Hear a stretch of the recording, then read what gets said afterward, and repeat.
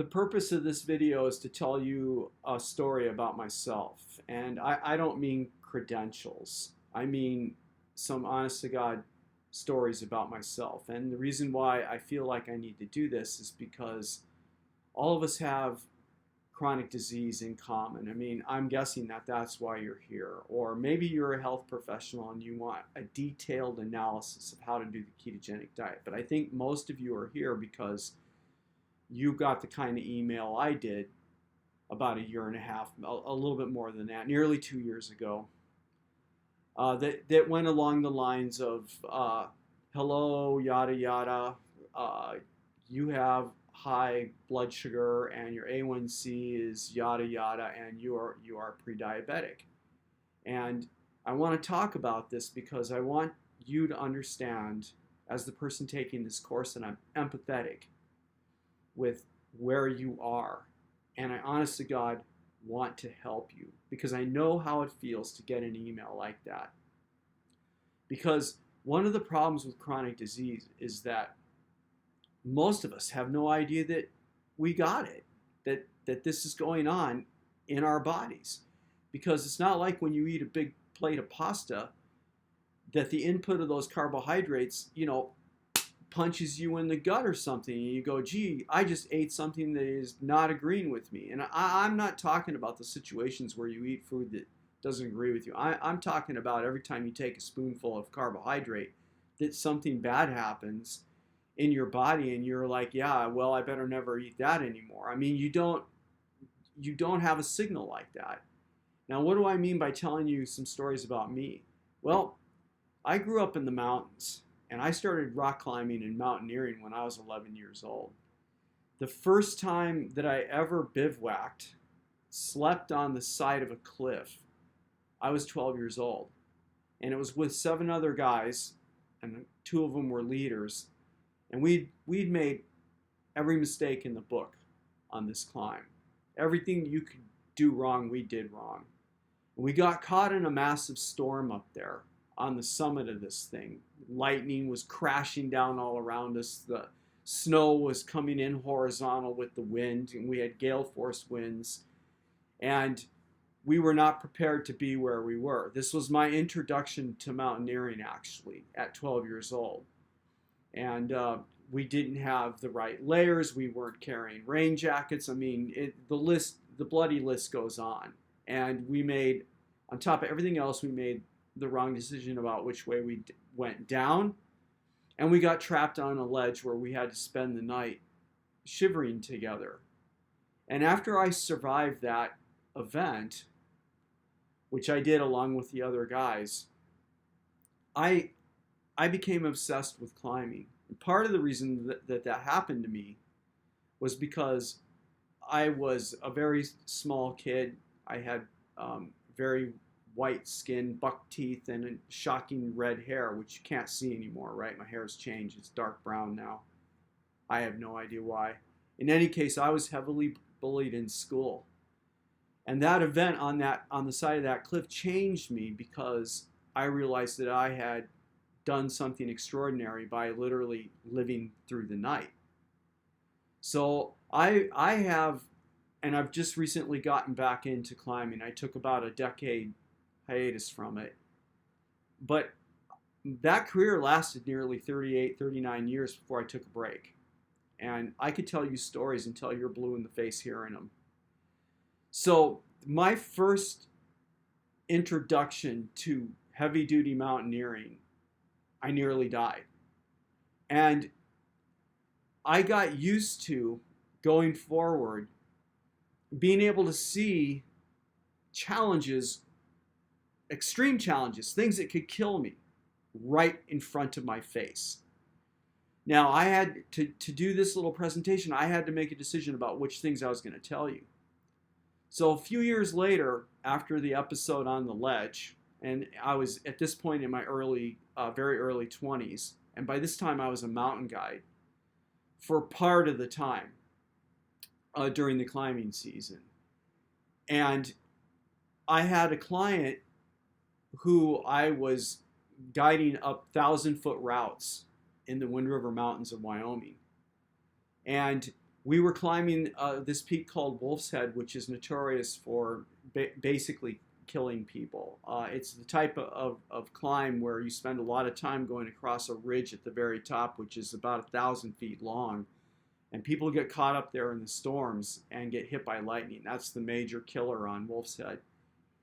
So as we're going along, one of my colleagues had told me that there was a shortcut to get down off that mountain. And I thought, what the heck? Why don't we do that? Because it would mean spending way less time on top of that 1,000-foot ridge being exposed if weather was to come in and trap us there, with the lightning risk. And so when we got to the appointed place, I went ahead and set up our ropes and we started rappelling down. And we had about 1,000 feet of rappelling we had to do to get down. So you can tell from the story that, we're going across the 1,000 feet approximately, and to get down, you got to go 1,000. It's not easy to get off of this mountain. In any case, we started down, and the client that I had, he was kind of a tough client, kicking rocks off all the time. All right, and I went down ahead of him. I don't want to take the time to explain all the logistics of this, but I was waiting at a hanging belay, so we're hanging in slings, right on this wall that's dead vertical. And as he's coming down, he kicks the rock off. It's silent. I have no idea it's coming down the wall at me. And he does not yell rock, which is the protocol. The protocol is to scream rock several times so that the people below know that there's a projectile coming. At the last instant, something made me look up, and I'm never going to know what it was. But when I looked up, I saw the shadow of this thing, and it hit me in the face. Luckily, it was only about the size of a baseball. It took the skin off of my nose, hit me in the upper lip here, and knocked both of my front teeth back up against the roof of my mouth. Flipped me upside down on the hanging belay. And I was knocked unconscious at first, right? But I came back conscious pretty fast. And when my sight came back, right, I'm staring down. We had rappelled about 200 feet, so I'm staring down 800 feet of space to the ground. And I'm watching the blood just streaming out into the air, right, going down. I righted myself and tried to take stock of what was going on. All right, and I took the two front teeth, I reached inside and I shoved them back up where they were supposed to be, right? And I was a mess. And my brain kept wanting to shut down, right? I really had the need to go to sleep, big time. I look up and I can see here's my client about 20 feet above me. He's just about to the belay station. And I knew that if I let myself pass out, the chances that we were going to get down were going to be really slim. And that we probably would not make it because he did not have the skill to manage somebody who was unconscious. And I had to fight to stay awake, and I got us off of that thing. Now, if we go forward, right up into a couple years before I took the time off, like I said, I was off about a decade. I was at this point a professional mountain guide for XM Mountain Guides. And we got called in to do a rescue on the Grand Teton. It was one of the most harrowing rescues on the Grand Teton that's ever been done. And I'm not going to take the time to tell the whole story, but by then I had about 37 years of climbing behind me, and I'm telling you right now, I've been around the block with everything you can even imagine. I could tell stories for hours of things that I lived through by the skin of my teeth. And I knew that when we got called to go up and get this woman down, she had rappelled off the ends of her rope up near the upper saddle of the Grand, right? There's one place where you have to do a rappel up there, and she rappelled off the ends of her rope and bounced down about, 50, 60 feet down these ledges. And we were called to go up there. And I knew that when the call came in, that we were going to be risking our lives. Not just me. There were 2 other mountain guides that went up there to get her. And then there was also a National Park Service ranger that went with us. And we busted up there. We collected her. She had what looked to us to be a compound fracture of her upper left arm. It was a bloody mess. We had to splinter up. And what happened was basically once we collected her, to make a long story short, is one of the worst storms of the summer just pulled in and hit full on. And it took us all night to get her down in webbed lightning. That's where you're on a very high precipice and the lightning is all around you, like fingers and webs and rolling, and you don't really hear the thunder. It sounds like somebody's ripping a piece of paper because you are literally in it. So we went through this and we managed to get her down. It was a harrowing experience, and there were times in the 5 or 6 hours that we were involved in this that we thought we were going to die. And again, the challenges were, front and center right in our face. I mean, how can you miss the lightning when it's literally ripping by your head? And the climbing gear, the metal stuff that you've got hanging on your harnesses are actually sparking blue sparks. It's pretty scary. In any case, why am I telling you these three stories? It's mainly because I want you to know that I have had a lot of challenges in my life. And the thing about being diagnosed pre-diabetic that impacted me most emotionally was the fact that I couldn't see the challenge. In the mountains, I was used to this stuff being right in your face, right? You can see the rock coming, and then it hit me. I could see it. And then when I was conscious, I knew what I needed to do if I wanted to live. And I made a choice. I have to get down. I have to stay awake. I have to take care of this guy. And I got to get us the hell off this mountain. And it's the same thing I did in the rescue. We had the woman, and it wasn't just me, right? It was the other guys too, right? I'm not suggesting I was the only number one on that deal, right? It was all of us working together.